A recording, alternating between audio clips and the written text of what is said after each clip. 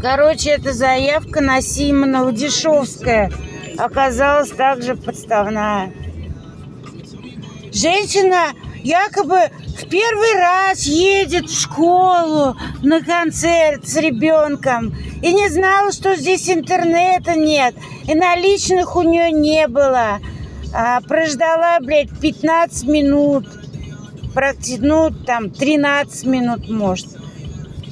Просила кого-то там, подругу перевести, перевод так и не проходил, В общем, это вообще пиздец, бля. Я говорю, это все делает мразь.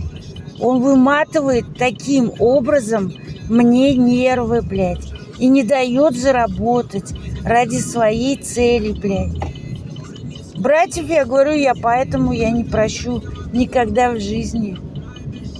Запомните.